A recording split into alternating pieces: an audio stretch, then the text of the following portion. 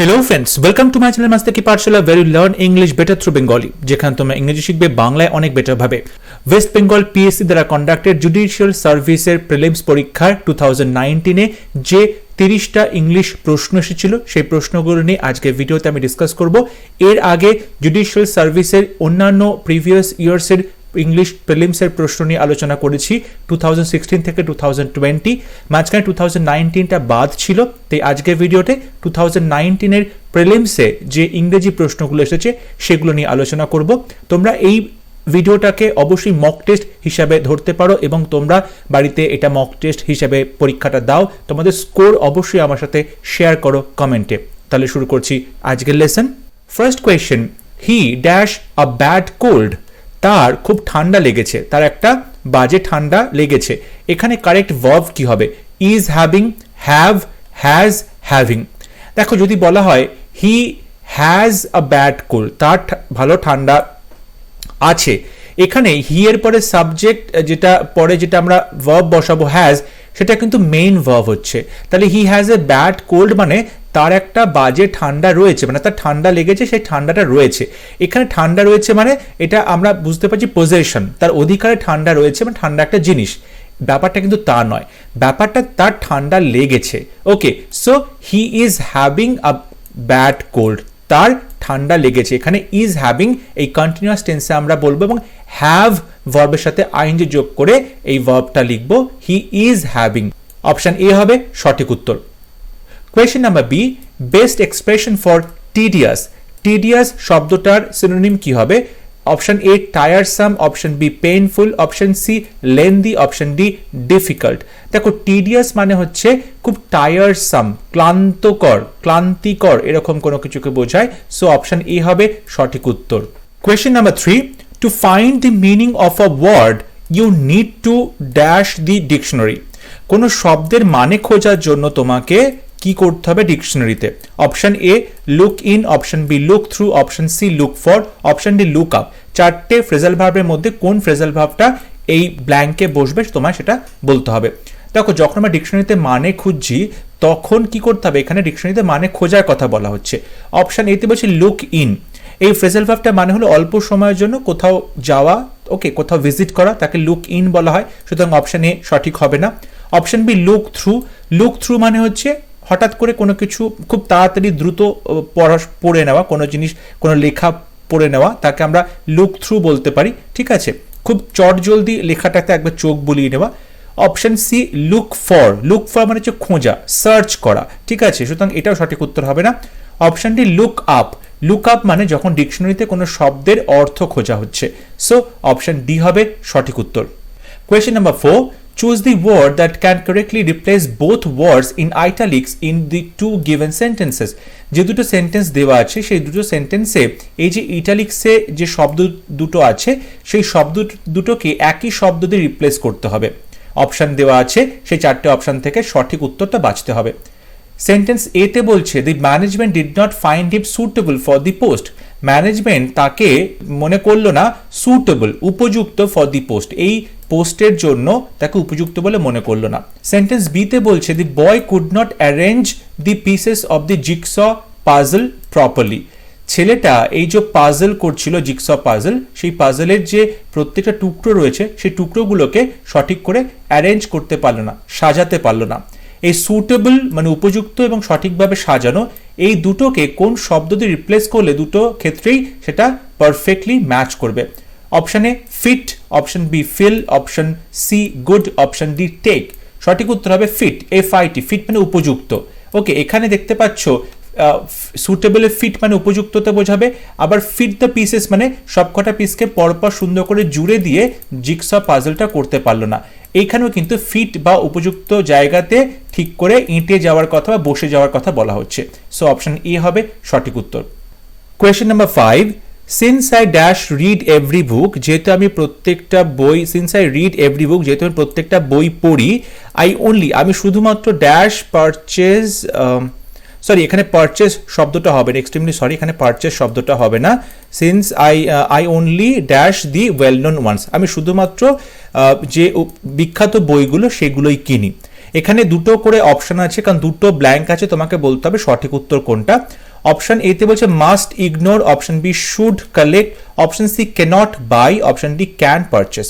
Option এতে বলছে must, যদি আমি এখানে মাস্ট বসাই, since I must read every book, যেহেতু প্রত্যেকটা বই আমায় পড়তে হবে, আমি শুধুমাত্র কি করি, ইগনোর দি ওয়েল নোন ওয়ান্স, আমি যেগুলো বিখ্যাত বই বা পরিচিত বই সেগুলোকে ইগনোর করি, অবহেলা করি।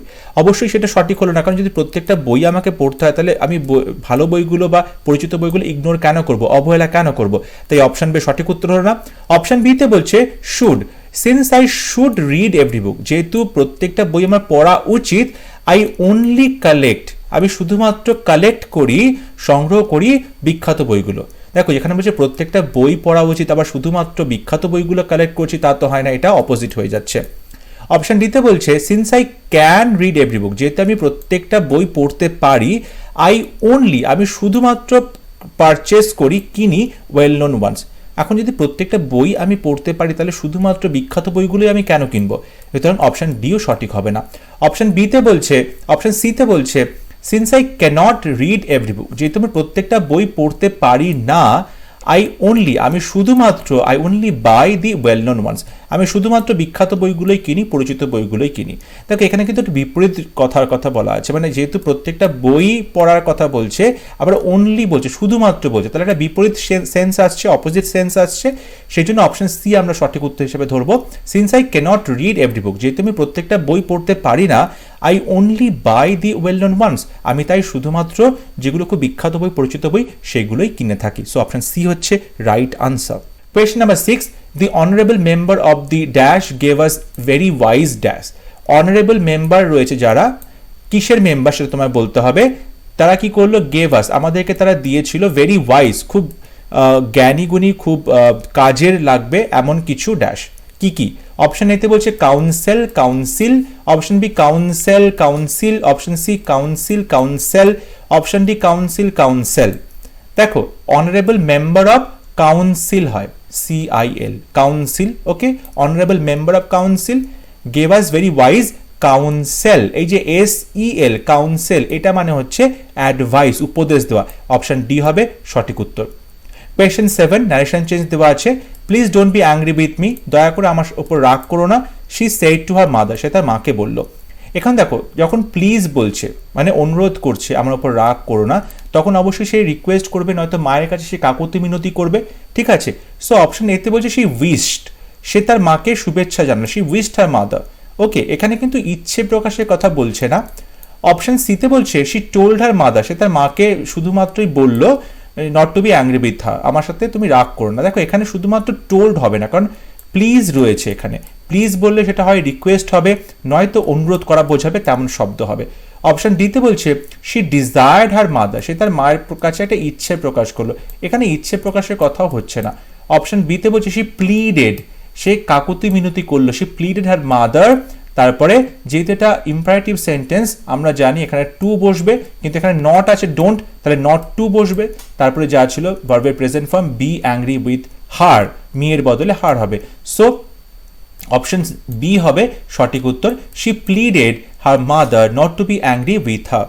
Question number 8, identify the nature of the word in italics. আইটালিক্সে লেখা শব্দটার নেচার কি তোমায় বলতে হবে। I go to the cinema now and again, sorry এখানে নাও অ্যান্ড আগেনটা আইটালিক্সে হওয়ার কথা ছিল, now and again. I go to the cinema, আমি সিনেমাতে যাই, নাও অ্যান্ড আগেন, প্রায়।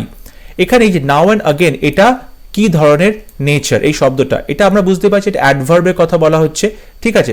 এখানে adverb phrase of time, adverb phrase of place, adverb phrase of reason, adverb phrase of condition. সঠিক উত্তর হবে অ্যাডভার্ব ফ্রেজ অফ টাইম। দেখো সময়ের কথা বলছে, নাও অ্যান্ড আগেন, বারবার সময়ের কথা বলছে, so adverb phrase of time হবে সঠিক উত্তর।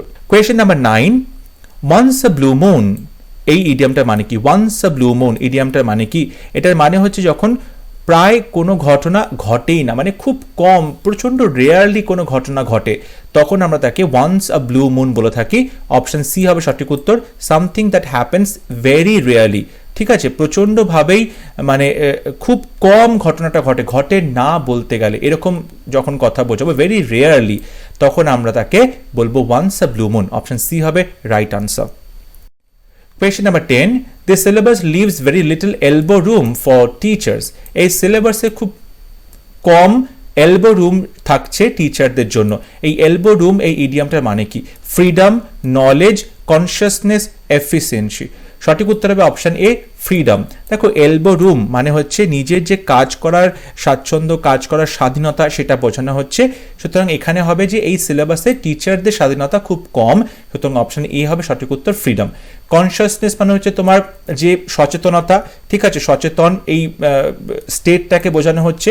অপশন বি নলেজ মানে জ্ঞান। অপশন ডি এফিসিয়েন্সি মানে হচ্ছে দক্ষতা, পারদর্শিতা। এগুলো কোনোটাই সঠিক উত্তর নয়, সঠিক উত্তর হবে ফ্রিডম। ওকে, অপশন ই হবে right answer. Question number 11, rearrangement করতে দেওয়া হয়েছে। পি কিউ আর এর 4টে পার্ট আছে, একটা সেন্টেন্সের উল্টো পাল্টা করে সাজানো আছে। তোমাকে সঠিকভাবে সাজিয়ে এটা একটা মিনিংফুল সেন্টেন্সে পরিণত করতে হবে। পিতে বলছে 1962 বুক সাইলেন্ট স্প্রিং, এখানে একটা বইয়ের নাম বলছে। That the environment was in, okay, environment সেখানে ছিল। American scientist Rachel Carson in her danger was first recognised by the. Okay, এখানে কিভাবে আমরা এই সেন্টেন্স সাজাবো? অবশ্যই সেন্টেন্স সাজাতে গেলে তোমাকে একটা সাবজেক্ট লিখতে হবে। এখানে আমরা দেখতে পাচ্ছি আর সাবজেক্ট রয়েছে, আমেরিকান সায়েন্টিস্ট কার্সন ইন হার, ঠিক আছে। যদি আমরা আর দিয়ে শুরু করি, ইন হার, ইন হারের পরে কি হবে? ইন হার, এখানে যে বুক আছে সেই বুকের কথা বলতে হবে। কিন্তু পরে দেখো অপশন দিয়েছে, এই ডি অপশনে দেখো আর এর পরে এস বসিয়েছে, ডেঞ্জার ওয়াজ ফার্স্ট। তাহলে এখানে কিন্তু মিলছে না, তাহলে প্রথমে আমরা আর বসাবো না, অপশন ডি ভুল হচ্ছে। এবার আমরা কি বসাবো? দেখো এখানে যদি আমরা এই দ্যাট দিয়ে শুরু করি, that the environment was in, okay, পরিবেশের কথা বলা হচ্ছে, that the environment was in, ইনটা কোথায় ছিল? পরিবেশটা ডেঞ্জার, ওয়াজ ইন ডেঞ্জার, বিপদের মধ্যে ছিল পরিবেশ। ওয়াজ ফার্স্ট রিকগনাইজ, এটা প্রথম রিকগনাইজ করা হলো, চিহ্নিত করা হলো বাই দি, কে চিহ্নিত করলো? By the American scientist. তাহলে প্রথমে আমরা যদি কিউ বসাই, তারপরে আমরা যদি এস বসাই, কারণ that the environment was in danger was first, এই যে ইন ডেঞ্জার, ওকে, তাহলে বিপদের মধ্যে ছিল, তাহলে কিউ এর পরে এস বসলো। তারপরে আর আসছে বাই দি, বাই দি বললে অবশ্যই আমাকে একটা মানুষের নাম বলতে হবে, আমেরিকান সায়েন্টিস্ট, আর বসলো।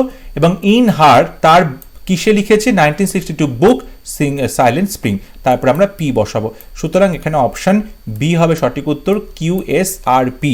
Question number 12, opposite of quell. Quell শব্দটার অপোজিট কি?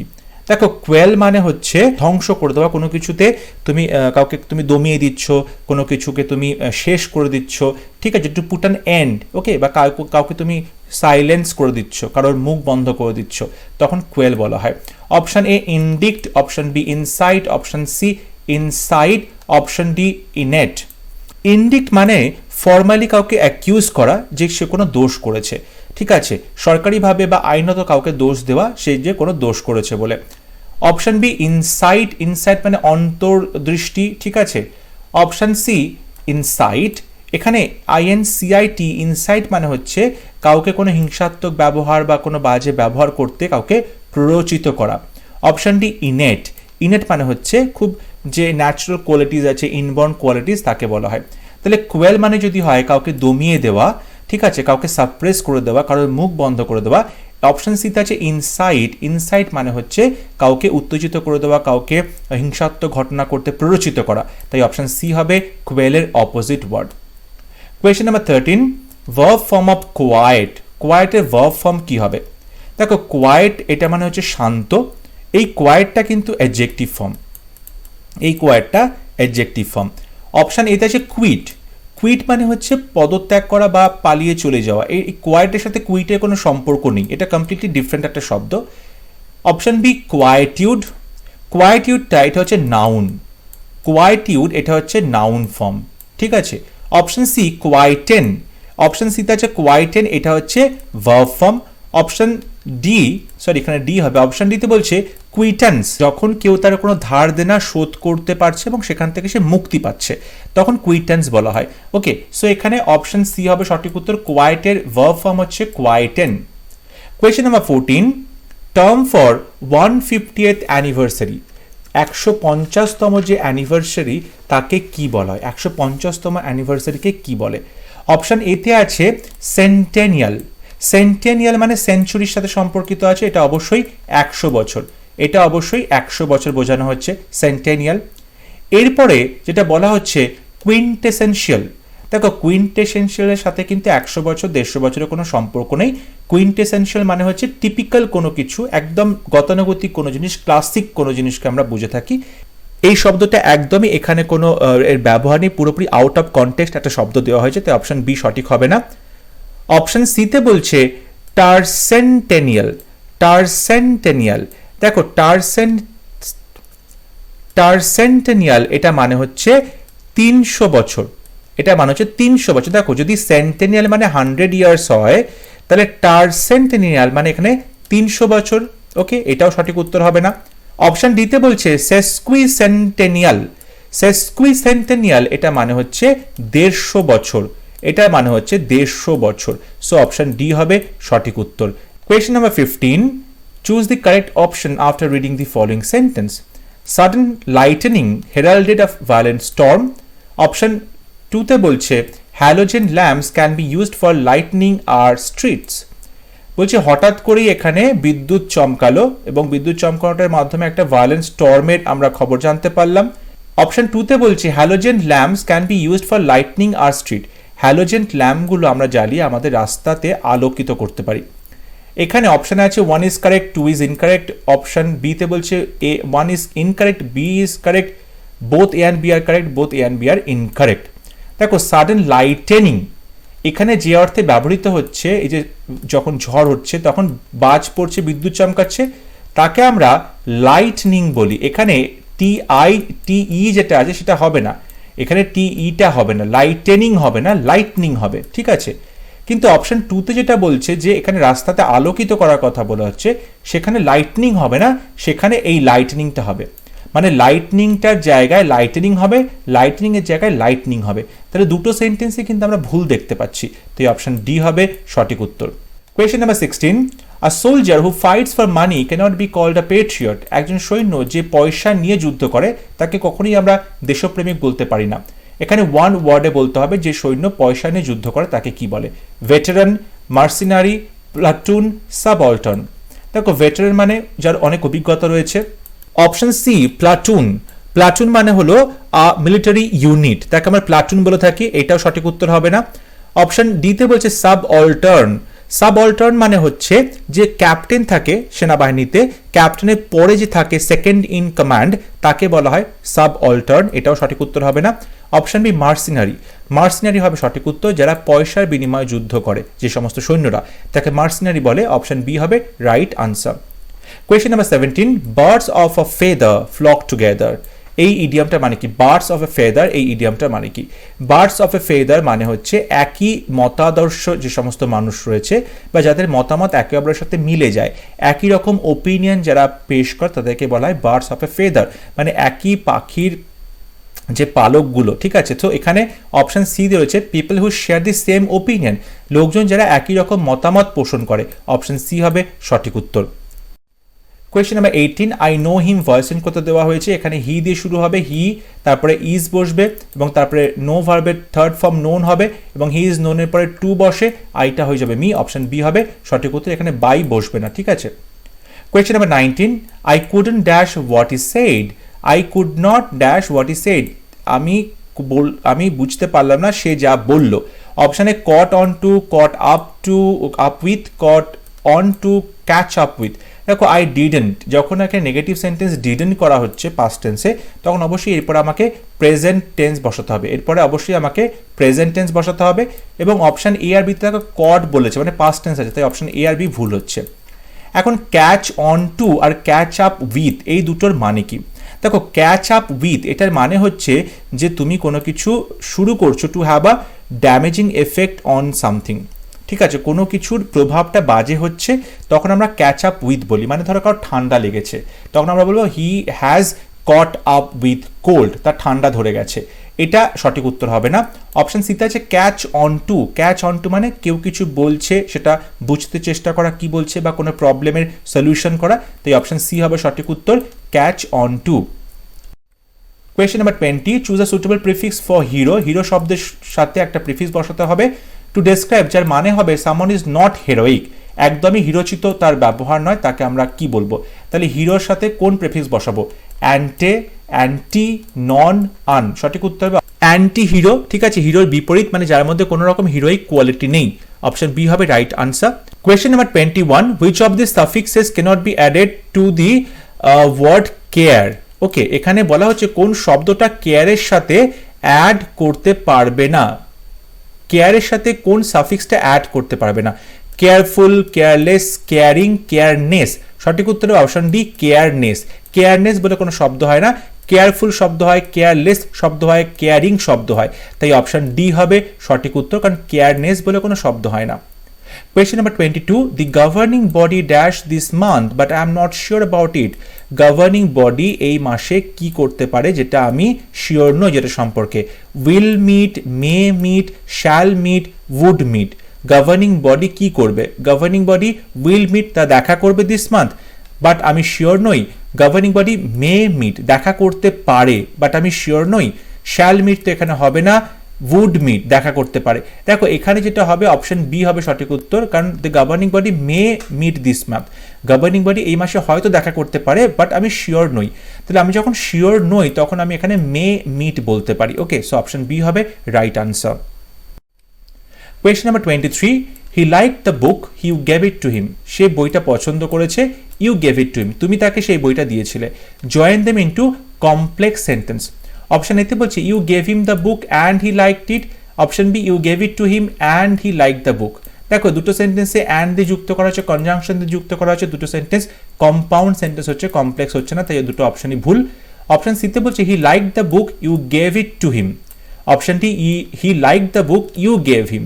দেখো হি লাইক দ্য বুক তো দুটো অপশনই ঠিকঠাক আছে, হি লাইক দ্য বুক, তারপরে ইউ গেভ এখানেও ঠিক আছে, কিন্তু দেখো অপশন সিতে বলছে আবার ইট বলছে, ইটে মানে বইয়ের কথা বলছে। তো বইটা যখন একবার দেওয়া হয়েছে তারপরে দ্যাট এখানে কোথাও নেই যদিও, কিন্তু মনে হচ্ছে এখানে দ্যাট রয়েছে, ধরে নিতে পারো দ্যাট ইউ, আবার কিন্তু ইট বসবে না, কারণ বইটাকে আমি যখন মডিফাই করছি আবার এখানে ইট বলে বইয়ের কথা বলবো না। So he like the book that you gave. Okay, so option B হবে, ডি হবে সঠিক উত্তর। অপশন ডি হচ্ছে right answer, he like the book that you gave him. Question number 24, I was anxious to be on time, I started early. সঠিকভাবে আমি পৌঁছতে পারবো কিনা সেটা নিয়ে আমি খুব অ্যাংশিয়াস ছিলাম, ঠিক আছে, টেনশনে ছিলাম, মানে প্রচণ্ড আমি উদ্বেগে ছিলাম। আই স্টার্টেড আর্লি, এবং আমি তাড়াতাড়ি যাত্রা করি, তাড়াতাড়ি শুরু করি, মানে যেহেতু আমার দেরি হয়ে যাওয়ার একটা চান্স আছে, আমি খুব টেনশন করছি, তাই আমি তাড়াতাড়ি যাত্রা শুরু করেছিলাম। Which connecting word correctly converts the following sentence into compound sentence. কোন শব্দটা এখানে যদি আমি বসাই দুটো সেন্টেন্সকে জোড়া দেওয়ার জন্য, তাহলে সেটা একটা কম্পাউন্ড সেন্টেন্সে পরিণত হবে। দেখো I was anxious to be on time, so I started early. এখানে সো দিয়ে তোমরা বলবে আমি চিন্তিত ছিলাম যে আমি হয়তো টাইমে তো পৌঁছতে পারবো কিনা তাই নিয়ে, সো সেই জন্য I started early. So option C হবে সঠিক উত্তর।